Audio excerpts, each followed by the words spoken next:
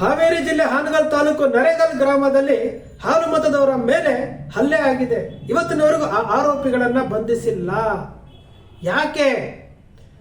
ಕುರುಬ ಸಮುದಾಯದವರು ಏನು ಮೊನ್ನೆ ಹುಣ್ಣಿಮೆಯ ಕಾರ್ಯಕ್ರಮದಲ್ಲಿ ಹೋರಿಗಳನ್ನ ಬೆದರಿಸುವಂತಹ ಕಾರ್ಯಕ್ರಮದಲ್ಲಿ ಭಾಗವಹಿಸಿದ್ರು. ಅದಕ್ಕೆ ಗುರಿಯಾಗಿಸಿಕೊಂಡು ಹಾಲು ಮತದವರ ಮೇಲೆ ಹೆಗ್ಗಾಮಗ್ಗ ಹೊಡೆದಿದ್ದಾರೆ, ಹಲ್ಲೆ ಮಾಡಿದ್ದಾರೆ ಅಂತಂದ್ರೆ ಈಗಿನವರೆಗೂ ಸರ್ಕಾರ ಅವರ ಮೇಲೆ ಕ್ರಮ ಯಾಕೆ ಕೈಗೊಂಡಿಲ್ಲ? ಸ್ಥಳೀಯ ಶಾಸಕರಾದಂತಹ ಶ್ರೀನಿವಾಸ್ ಮಾನೆ ಅವರು ಈಗಿನವರೆಗೂ ಕರೆಕ್ಟ್ ಆದಂತಹ ಡೈರೆಕ್ಷನ್ ಕೊಟ್ಟಿಲ್ಲ, ಸ್ಥಳಕ್ಕೆ ಹೋಗಿಲ್ಲ.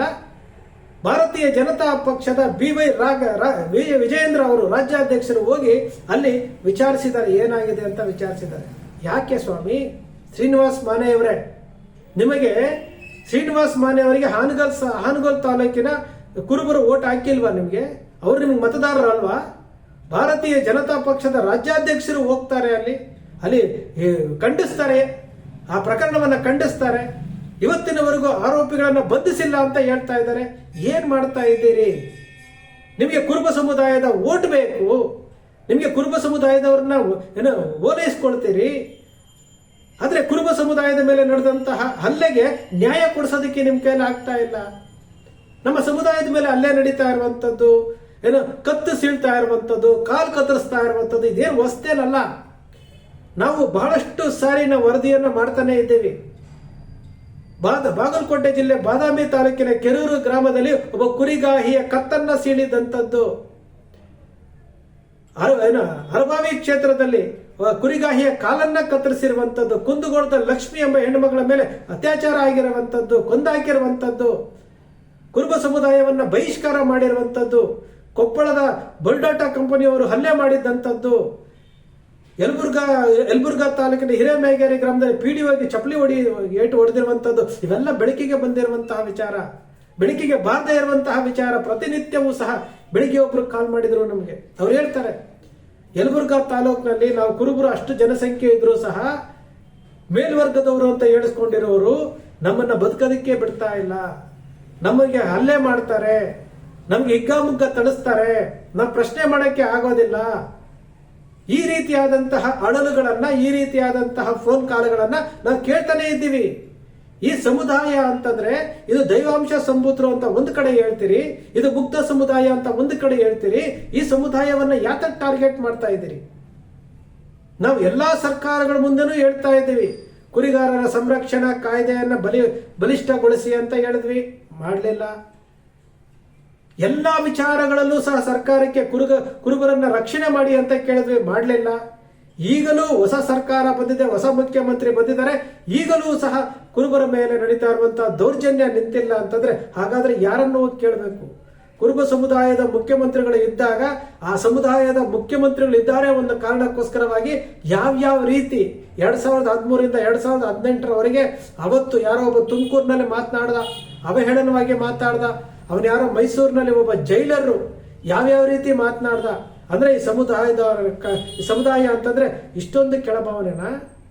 ಈ ಸಮುದಾಯದವ್ರು ಯಾರು ಮುಖ್ಯಮಂತ್ರಿ ಆಗಬಾರ್ದು, ಈ ಸಮುದಾಯದವ್ರು ಯಾರು ಮೇಲ್ಮಟ್ಟಕ್ಕೆ ಏರಬಾರ್ದು. ಈ ಸಮುದಾಯದಲ್ಲಿ ಮುಖ್ಯಮಂತ್ರಿ ಆಗಿರುವಂತವ್ರು ಅವರಿಗೂ ಸಹ ಗೊತ್ತಾಗಿರ್ಬೇಕಾಗಿತ್ತು, ನಮ್ಮ ಸಮುದಾಯದವರು ನನಗೆ ಏನು ಸಪೋರ್ಟ್ ಕೊಟ್ಟಿದ್ದಾರೆ, ಈ ಸಮುದಾಯಕ್ಕೆ ನಾನು ಏನಾದ್ರೂ ಒಂದು ಮಾಡಬೇಕು ಅಂತೇಳಿ ಅವರು ಮರ್ತು ಬಿಟ್ರು. ಅವರು ನಮಗಿಂತ ಕೆಳಗಿರುವಂತವರಿಗೆ ಸಹಕಾರ ಕೊಡಬೇಕು, ಸಹಾಯ ಕೊಡಬೇಕು ಅನ್ನೋ ಗುಂಗಿನಲ್ಲಿ ಅವರು ತಮ್ಮ ಸಮುದಾಯವನ್ನೇ ಮರ್ತು ಬಿಟ್ರು. ಇದು ಕುರುಬರ ಗುಣ. ಕುರುಬರ ದೊಡ್ಡ ಗುಣ ಏನಪ್ಪಾ ಅಂತಂದ್ರೆ ನಮಗೆ ಅನ್ಯಾಯ ಆದ್ರೂ ಪರವಾಗಿಲ್ಲ, ಇನ್ನೊಬ್ರು ಚೆನ್ನಾಗಿರ್ಲಿ ಅಂತ ಬಯಸುವಂತವ್ರು ನಾವು.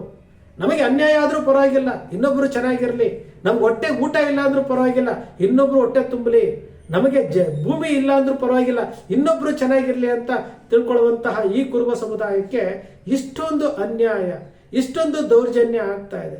ಶ್ರೀನಿವಾಸ್ ಮಾನೆಯವರು ಈ ಸಮುದಾಯದ ಮೇಲೆ ನಡೆದಿರುವಂತಹ ದೌರ್ಜನ್ಯಕ್ಕೆ ಪ್ರತಿರೋಧ ವ್ಯಕ್ತಪಡಿಸಬೇಕಾಗಿತ್ತು, ಇಲ್ಲಿ ಕ್ರಮ ಕೈಗೊಳ್ಳಬೇಕಾಗಿತ್ತು. ಅವರು ಸೈಲೆಂಟ್ ಆಗಿದ್ದಾರೆ. ಸೋಷಿಯಲ್ ಮೀಡಿಯಾದಲ್ಲಿ ಶ್ರೀನಿವಾಸ್ ಮಾನೆಯವರ ವಿರುದ್ಧ ಅಭಿಯಾನ ಪ್ರಾರಂಭ ಆಗಿದೆ. ಇದೆಲ್ಲವೂ ಸಹ ಒಬ್ಬ ಶಾಸಕನಿಗೆ ತಕ್ಕುದಾದಂಥದ್ದಲ್ಲ. ನಿಜಕ್ಕೂ ಭಾರತೀಯ ಜನತಾ ಪಕ್ಷದ ವಿಜೇಂದ್ರರವರು ಹೋಗಿ ಅಲ್ಲಿ ಮೀಡಿಯಾಗಳ ಮುಂದೆ ಅವರು ಅಡ್ರೆಸ್ ಮಾಡ್ತಾರೆ, ಒತ್ತಾಯ ಮಾಡ್ತಾರೆ.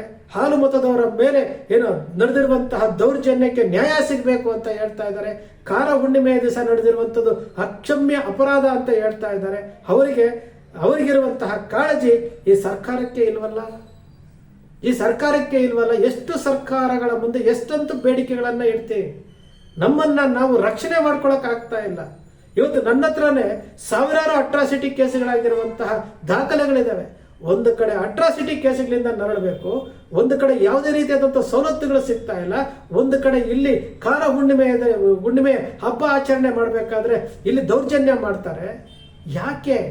ಈ ಸಮುದಾಯವೇ ಯಾತಕ್ಕೆ ನಿಮ್ಗೆ ಟಾರ್ಗೆಟ್? ಈ ಸಮುದಾಯ ಅಂತ ತಪ್ಪೇನ್ ಮಾಡಿದೆ? ಯಾರು ಹೇಳೋರಿಲ್ಲ, ಕೇಳೋರಿಲ್ಲ.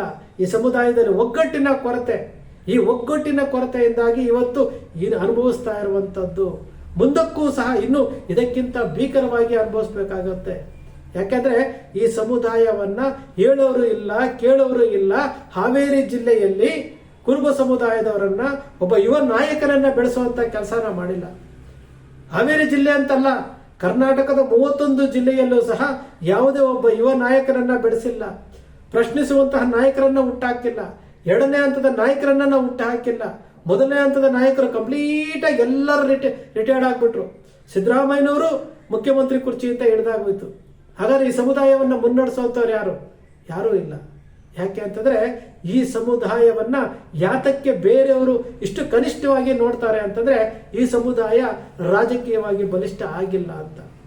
ನಮ್ಮಲ್ಲಿ ಈ ಅಂಜಿಕೆ ಸ್ವಭಾವ ಏನಿದೆಯಲ್ಲ, ಈ ಅಂಜಿಕೆ ಸ್ವಭಾವ ನಮಗೆ ಯಾಕೆ?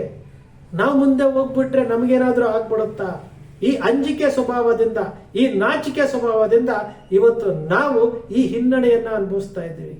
ಇವತ್ತು ಹಾವೇರಿ ಹಾನಗಲ್ಲಲ್ಲಾಗಿರುವಂಥದ್ದು ನಮಗೆ ಮೇಲ್ನೋಟಕ್ಕೆ ಕಾಣ್ತಾ ಇರುವಂಥದ್ದು. ಪ್ರತಿನಿತ್ಯವೂ ಸಹ ಕುರಿಗಾರರ ಮೇಲೆ ದಾಳಿ ನಡೀತಾ ಇದೆ. ಕುರಿಗಳ ಕಳ್ತನ ಆಗ್ತಾ ಇದೆ. ಹೆಗ್ಗಾಮಗ್ಗ ಹೊಡಿತಾ ಇದ್ದಾರೆ. ಈ ಕಾನೂನು ಮಾಡಿ ಈ ಕಾನೂನು ಅಲ್ಲಿಕ್ಕಿತ್ತು ಹಾವಿನಂತಾಗಿದೆ. ಈ ಕಾನೂನು ಮಾಡಿದ್ರು ಪ್ರಯೋಜನ ಇಲ್ಲ. ನೀವು ಗನ್ ಕೊಟ್ಟರು ಪ್ರಯೋಜನ ಇಲ್ಲ. ಹಲ್ಲೆಗಳು ಮಾತ್ರ ನಿರಂತರವಾಗಿದೆ. ಈ ಎಲ್ಲವೂ ಹೋಗ್ಬೇಕು ಅಂತಂದ್ರೆ ಈ ಸಮುದಾಯದಲ್ಲಿರುವಂತಹ ಯುವಕರು ಜಾಗೃತರಾಗಬೇಕು. ಕೊನೆಯ ಪಕ್ಷ ಈ ಯುವಕರು ಜಾಗೃತರಾಗಿ ಸುಮಾರು 65% ಇರುವಂತಹ ಯುವಕರು ಜಾಗೃತರಾಗಿ ಸಮುದಾಯ ಕಟ್ಟುವಂತಹ ಕಡೆ ಗಮನ ಹರಿಸಬೇಕಾಗುತ್ತೆ. ಅಭಿಯಾನಗಳ ಜೊತೆ ಕೈ ಜೋಡಿಸ್ಬೇಕಾಗುತ್ತೆ.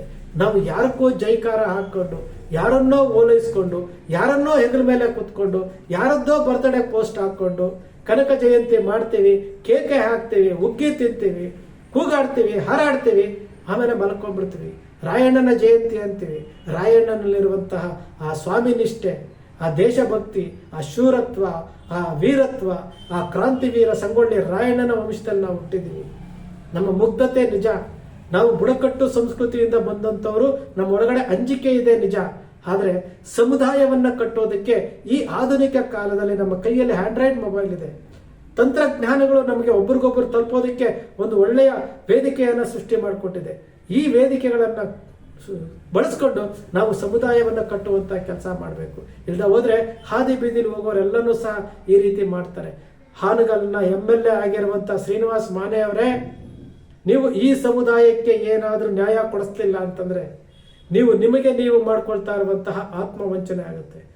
ಬಂಧುಗಳೇ, ಕನಕ ಟಿವಿ ಸೃಷ್ಟಿ ಮಾಡಲ್ಲ, ಕಲ್ಪನೆ ಮಾಡಲ್ಲ, ವಾಸ್ತವದ ವಿಚಾರವನ್ನ ವಿಶ್ಲೇಷಣೆ ಮಾಡುತ್ತೆ. ಕನಕ ಟಿವಿಯ ವಿಶ್ಲೇಷಣೆ ನಿಮ್ಗೆ ಇಷ್ಟ ಆಯ್ತು ಅಂದ್ರೆ ಸಬ್ಸ್ಕ್ರೈಬ್ ಆಗಲಿಲ್ಲ ಅಂದ್ರೆ ಸಬ್ಸ್ಕ್ರೈಬ್ ಮಾಡ್ಕೊಳ್ಳಿ. ಪಕ್ಕದಲ್ಲಿ ಕಾಣುವಂತ ಬೆಲ್ ಐಕಾನ್ ಪ್ರೆಸ್ ಮಾಡಿ, ಶೇರ್ ಮಾಡಿ, ಪ್ರೋತ್ಸಾಹ ನೀಡಿ.